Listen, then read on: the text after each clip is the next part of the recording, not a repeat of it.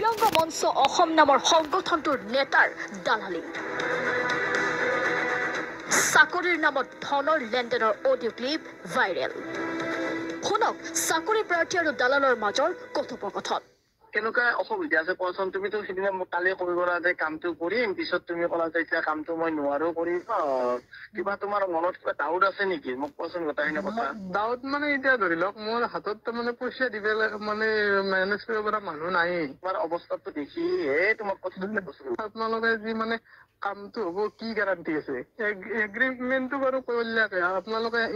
agreement কৰিলে মোৰ পৰা লৈ গেল মালটো পইচাটো নি পেলাই যদি কালি যদি ফোনটো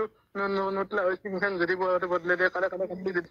এগ্ৰিমেণ্ট কৰি লোৱাৰ লগতে এখন চেভো ৰাখিবা তুমি তোমাৰ যদি কামটো নহয় তোমাৰ অপশ্যন থাকিব তুমি কেছ কৰিব পাৰা অপশ্যন থাকিব চেক এখন মানুহেতো এটা নিদিয়ে পৰীক্ষাটো দিয়াৰ পিছত আপোনালোকক মই কণ্টেক্ট কৰিম যদি তুমি পৰীক্ষা বেয়া হয় যদি তুমি কণ্টেক্ট কৰি কি লাগবা দুইটা ঘৰৰ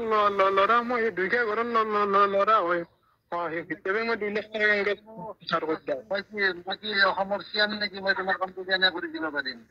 দিব্যাংগ মঞ্চৰ অসমৰ নেতাৰ বিৰুদ্ধে তথ্য প্ৰমাণসহ এই ভয়ংকৰ অভিযোগ উত্থাপন কৰিলে ভুক্তভোগীয়ে মিম আহমেদ আৰু নৱজিৎ বৰ্মন বুলি যিসকলে নিজকে আইডেণ্টিফাই কৰে যে তেওঁলোকে দিব্যাংগ মঞ্চ অসমৰ প্ৰেচিডেণ্ট ছেক্ৰেটাৰী